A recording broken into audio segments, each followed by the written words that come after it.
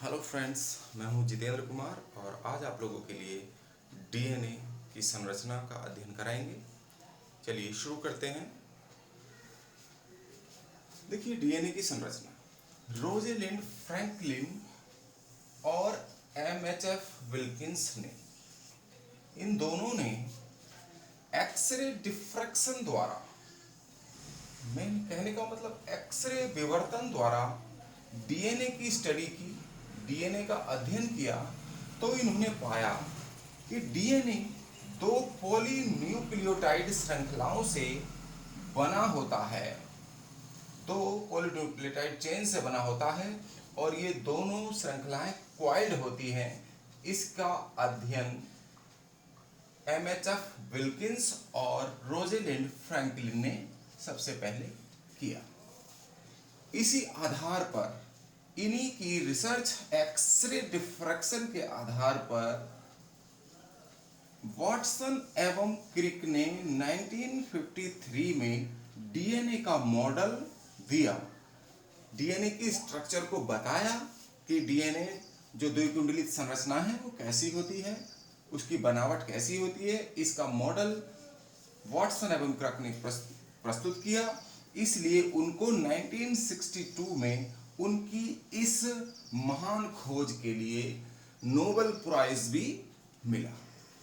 अब देखते हैं कि देखिए डीएनए क्या है। डीएनए वास्तव में एक पॉलीन्यूक्लियोटाइड श्रृंखला है।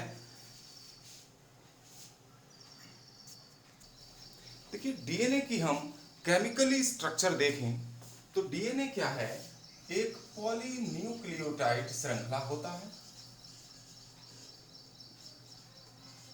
पॉलीन्यूक्लियोटाइड चेन होता है। पॉलीन्यूक्लियोटाइड का मतलब आप समझते ही हैं, मैनी न्यूक्लियोटाइड। इसका मतलब ये ही है कि बहुत सारी, पॉली माने बहुत सारी, न्यूक्लियोटाइड्स, बहुत सारी न्यूक्लियोटाइड्स। अब देखिए एक न्यूक्लियोटाइड्स को अगर हम देखें तो एक न्यूक्लियोटाइड का जो निर्माण होता है वो एक न्यूक्लियोटाइड में नाइट्रोजन बेस, नाइट्रोजनी क्षार,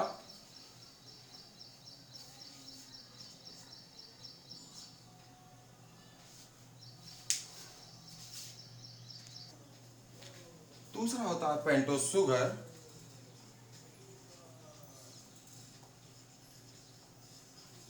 5 कार्बन वाली शर्करा, और तीसरा है फास्फोरिक एसिड। ये हम आपको डीएनए का जो वाटसन क्रिक द्वारा प्रस्तुत मॉडल है उससे पहले हम केमिकल स्ट्रक्चर समझ लें कि डीएनए का जो निर्माण है वो किन किन चीजों से होता है। अब ये जो नाइट्रोजन बेस हैं, ये नाइट्रोजन बेस दो प्रकार के होते हैं। एक होता है प्यूरिन्स और दूसरा होता है पिरिमिडिन्स।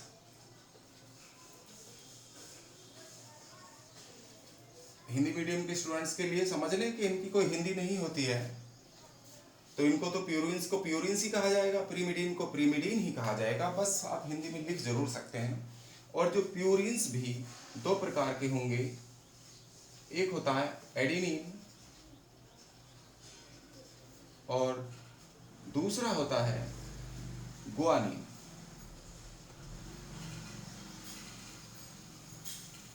गुआनिन, एडिनिन को ए से प्रदर्शित करते हैं और गुआनिन को जी से, जब हम संरचना बनाएंगे डीएनए की। पिरिमिडीन, पिरिमिडीन भी दो प्रकार के होंगे। पिरिमिडीन होते हैं थाइमिन और दूसरा होता है साइटोसिन।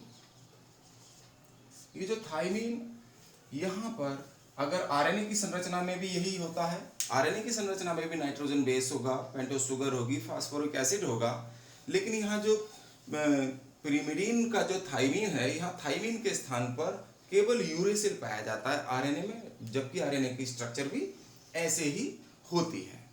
तो इस तरह से देखा कि एक न्यूक्लियोटाइड में 3 बेस होंगे, नाइट्रोजन बेस, पेंटोज शुगर और फास्फोरिक एसिड। नाइट्रोजन बेस दो प्रकार के होंगे, प्यूरिन्स और पिरिमिडिन्स। प्यूरिन्स जो है एडेनिन और ग्वानिन को कहते हैं, और पिरिमिडिन्स जो है वो थाइमिन और साइटोसिन को कहा जाता है। अब देखते हैं डीएनए की जो हेलिकल स्ट्रक्चर है, द्विकुंडलित कॉइल्ड स्ट्रक्चर है, उसकी स्टडी हम करते हैं। देख लीजिए, डीएनए की जो स्ट्रक्चर होती है वो द्विकुंडलित होती है। इस तरह से हम डीएनए की स्ट्रक्चर बनाते हैं। इनको चाहें तो आप डबल भी बना लें, और अन्यथा सिंगल भी अगर बनाए रहेंगे तब भी कोई बात नहीं है।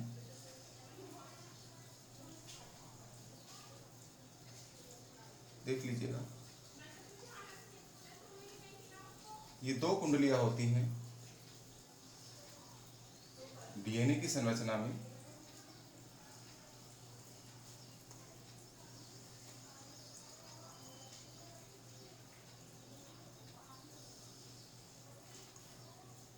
यहाँ हमने दो कुंडलियां डीएनए की बनाई। डीएनए का जो व्यास होता है, यहाँ देखिए डीएनए की एक न्यूक्लियोटाइड इस साइड होती है, एक इधर होगी, और पॉलीन्यूक्लियोटाइड श्रृंखला है। तो डीएनए की जो दो हेलिक्स हैं, दो कुंडलियां हैं, एक ये और एक ये, तो ये दोनों का जो डीएनए का जो व्यास है वो होता है 20 एंगस्ट्रॉम। इसकी जो डीएनए की मोटाई है वो 20 एंगस्ट्रॉम होती है। डीएनए की दोनों हेलिक्स के बीच में बेस पेयर्स पाए जाते हैं। देखिए सब में ये बेस पेयर्स यानी कि नाइट्रोजनी क्षार के जोड़े पाए जाते हैं, एडेनिन और थाइमिन, या थाइमिन एडेनिन। ऐसे ही सी के साथ ग्वानिन, ग्वानिन के साथ साइटोसिन, ये सभी में इस प्रकार से क्षार जोड़े पाए जाएंगे। और एडेनिन जो है वो थाइमिन के साथ पेयर बनाता है। एडेनिन क्या है? प्यूरिन्स है, और थाइमिन जो है पिरिमिडीन है, अभी आपको बताया। तो एक प्यूरिन जो है पिरिमिडीन के साथ जोड़ा बनाता है। यहाँ साइटोसाइन और ग्वानिन है। ग्वानिन यहाँ प्यूरिन है और साइटोसिन क्या है? ये पिरिमिडीन है। तो प्यूरिन पिरिमिडीन के साथ जोड़ा बनाता है और ये परस्पर हाइड्रोजन बंधु द्वारा जुड़े रहते हैं। एडेनिन थाइमिन के साथ द्विबंध द्वारा जुड़ा रहता है। एडेनिन थाइमिन के साथ डबल बॉन्ड द्वारा जुड़ा होगा, और साइटोसिन ग्वानिन के साथ ट्रिपल बॉन्ड द्वारा जुड़ा रहता है। अब देखिए इन दोनों बेस पेयर्स, ये जो एक चक्कर की, ये जो डीएनए का जो हेलिक्स है, इसके एक चक्कर की जो दूरी होती है, ये लिखने के लिए आसान रहेगा, इसको ध्यान रखेंगे। तो डीएनए हेलिक्स की एक चक्कर की जो डिस्टेंस होती है वो 34 एंगस्ट्रॉम होती है। और एक चक्कर में डीएनए के पूरे एक कंप्लीट चक्कर में 10 पेयर्स नाइट्रोजनी बेस पाए जाते हैं। ये जो नाइट्रोजनी क्षार जोड़े हैं, ये कितने पाए जाएंगे? 10 जोड़ी पाए जाएंगे। ये तो 10 जोड़ी का मतलब है 20, तो 10 जोड़ी क्षार जोड़े पाए जाते हैं। और जो प्रत्येक क्षार जोड़े के बीच की जो डिस्टेंस है ये 3.4 एंगस्ट्रॉम होती है। और डीएनए की जो आधा व्यास होगा, ये यहाँ से यहाँ तक आधी डिस्टेंस होती है, तो इसकी डिस्टेंस कितना होगा? ये 10 एंगस्ट्रॉम होता है। तो इस प्रकार डीएनए की एक कंप्लीट संरचना बन जाती है।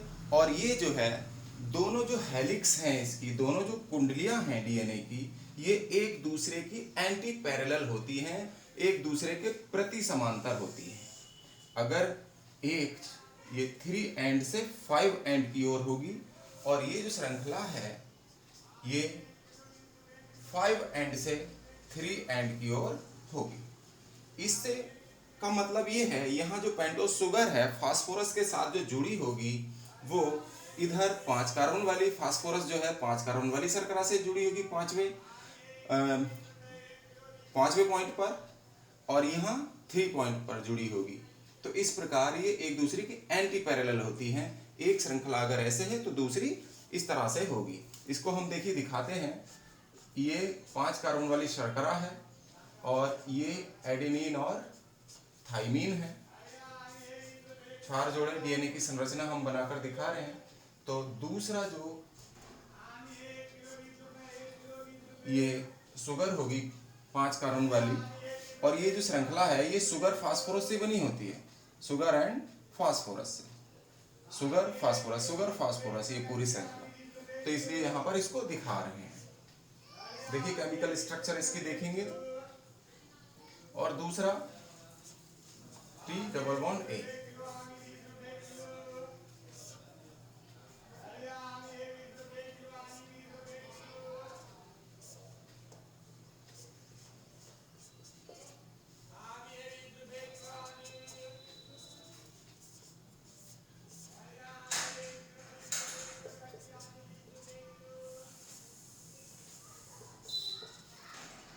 ऐसे ही कितना भी बड़ा बना लेंगे। यहाँ C, G और T, A और A और T, adenine thymine, thymine adenine, cytosine guanine, इस तरह के बड़ी श्रृंखला भी बना सकते हैं। लेकिन यहाँ हम आपको बनाने के लिए कर रहे हैं। तो यहाँ 5 एंड और ये 3 और 5 एंड पर फास्फोरस जुड़ी होगी।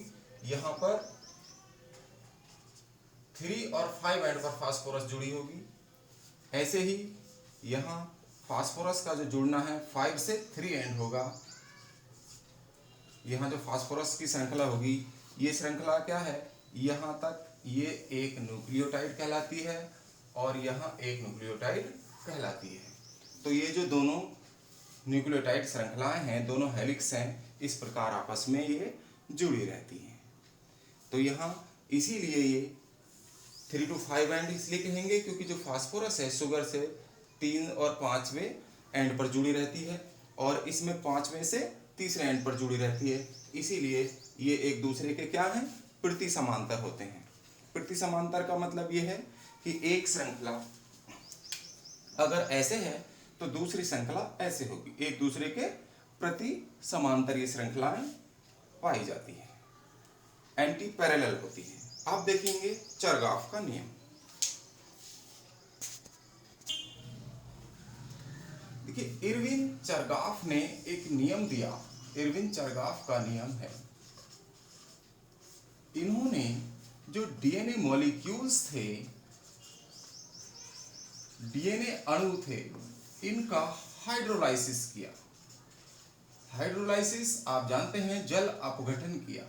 जल अपघटन करने पर पाया कि इनके अंदर जो नाइट्रोजन बेसिस हैं, न्यूक्लियोटाइड्स हैं, तो एडेनिन की मात्रा थाइमीन के बराबर होती है और साइटोसिन की मात्रा ग्वानिन के बराबर होती है। अर्थात जब इनका रेशो देखा A का और T का, तो इनका 1 आया और इन दोनों का भी रेशो देखा तो साइटोसिन और ग्वानिन का इनका भी 1 था।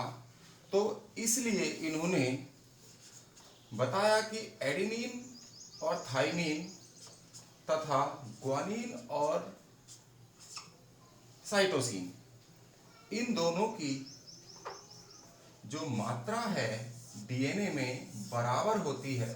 इसीलिए इनके नियम को तुल्यता का नियम भी कहते हैं। चारगाफ ने तुल्यता का नियम दिया। इन्होंने बताया कि एडेनिन और थाइमीन, इनकी जो मात्रा होगी डीएनए मॉलिक्यूल में बराबर होती है। ऐसे ही साइटोसिन और ग्वानिन की बराबर होती है। इसको इन्होंने चारगाफ का नियम कहा। चलिए, आज आप लोगों को हमारा वीडियो कैसा लगा? अगर पसंद आया है तो लाइक कीजिए, सब्सक्राइब कीजिए, और जिन्होंने हमारे चैनल को सब्सक्राइब नहीं किया है वो सब्सक्राइब कर लें। बेल आइकन का बटन भी दबा दें, जिससे हमारे अगले वीडियो की नोटिफिकेशन आपको समय पर मिलती रहे। आपका बहुत बहुत धन्यवाद। आपका दिन शुभ हो।